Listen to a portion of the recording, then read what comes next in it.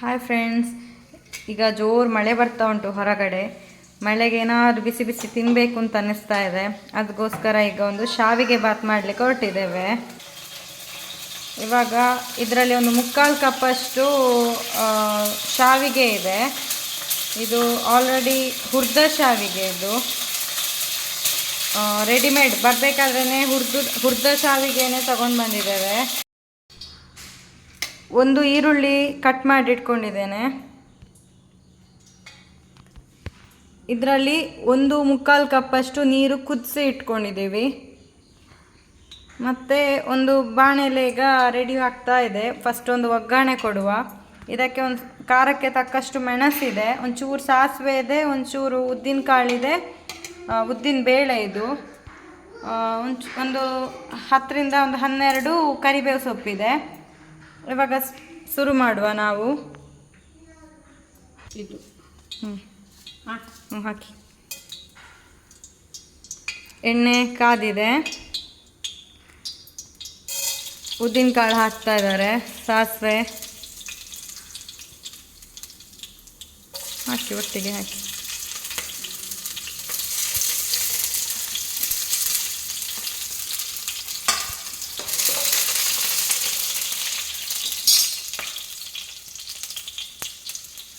ಹಾಕಿಡಿ ಸಣ್ಣ.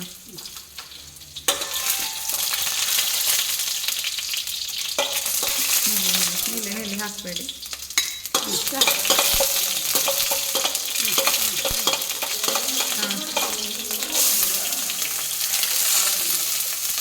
ಅದಕ್ಕೆ ಈರುಳ್ಳಿ ಹಾಕೊಂಡ್ವಿ.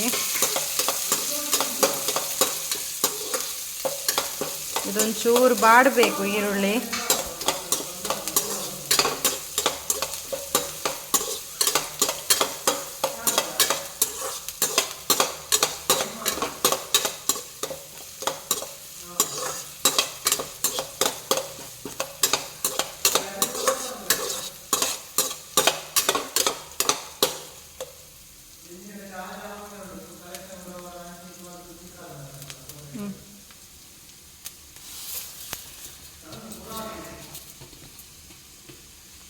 ಇದಕ್ಕೆ ಶಾವಿಗೆಯನ್ನು ಹಾಕಿ ಒಂಚೂರು ಫ್ರೈ ಮಾಡುವ ಇದರಲ್ಲೇ ಒಟ್ಟಿಗೆ.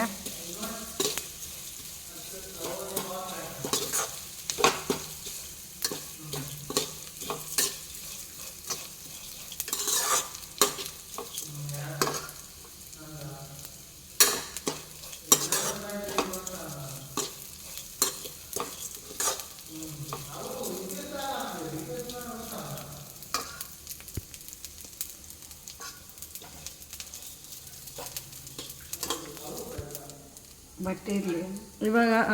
ಇವಾಗ ಇದಕ್ಕೆ ನೀರು ಹಾಕ್ಕೊಳ್ತಾ ಇದ್ದೇವೆ. ನೀರು ಕುದಿಸಿಟ್ಟ ಬಿಸಿನೀರು ಇದೆಯಲ್ಲ, ಅದನ್ನು ಇದಕ್ಕೆ ಹಾಕೋತಾ ಇದ್ದೇವೆ. ಇವಾಗ ಇದರಲ್ಲಿ ಚಂದ ಬೇಯಬೇಕು.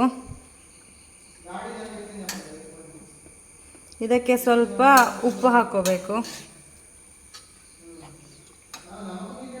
ಇಲ್ಲಿ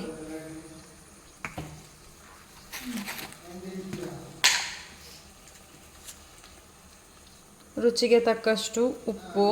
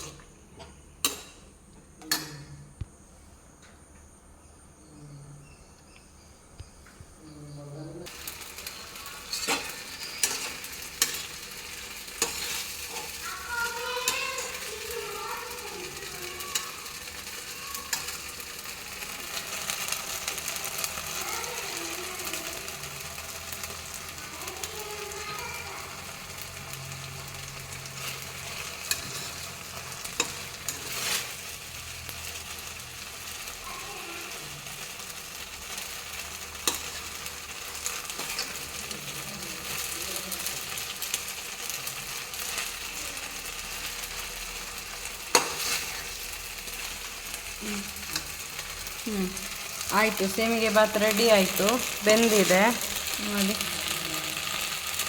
ಇವತ್ತು ನಾವು ಸೇಮಿಗೆ ಬಾತ್ ಮಾಡುವಾಗ ಯಾವುದೇ ತರಕಾರಿ ಎಲ್ಲ ಏನು ಹಾಕದೆ ಸಿಂಪಲ್ಲಾಗಿ ಮಾಡಿದ್ದು. ಇದಕ್ಕೆ ಬೇಕಾದರೆ ಕಾಯಿ ತುರಿ ಬೇಕಾದ್ರೆ ಹಾಕಿ ಸ್ವಲ್ಪ ಹೊತ್ತು ಇದರಲ್ಲೇ ಬೇಯಿಸ್ಕೊಳ್ಳಿ. ಮತ್ತು ಕೊತ್ತಂಬರಿ ಸೊಪ್ಪು ಬೇಕಾದ್ರೂ ಸಣ್ಣದಾಗಿ ಕಟ್ ಮಾಡ್ಕೊಳ್ಬೋದು. ನಾನೀಗ ಇದಕ್ಕೆ ಕೊತ್ತಂಬರಿ ಸೊಪ್ಪು ಹಾಕ್ತಾ ಇಲ್ಲ, ಕಾಯಿ ತುರಿನೂ ಹಾಕ್ತಾ ಇಲ್ಲ. ಇದೊಂದು 2 ನಿಮಿಷ ಬಿಟ್ಟು ತಿಂದರೆ ಇದರಲ್ಲಿ ಇರೋ ನೀರೆಲ್ಲ ಆರಿರತ್ತೆ, ಚೆನ್ನಾಗಿ ಅನಿಸತ್ತೆ. ಸ್ವಲ್ಪ ತಣಿಬೇಕು, ತಣ್ಣದಾಗಲೇ ಸೇಮಿಗೆ ಬಾತು ಉದ್ರುದ್ರಾಗಿ ಬರುತ್ತೆ. ಇಷ್ಟ ಆದವರು ಲೈಕ್ ಮಾಡಿ, ಶೇರ್ ಮಾಡಿ, ಕಮೆಂಟ್ ಮಾಡಿ. Thank you.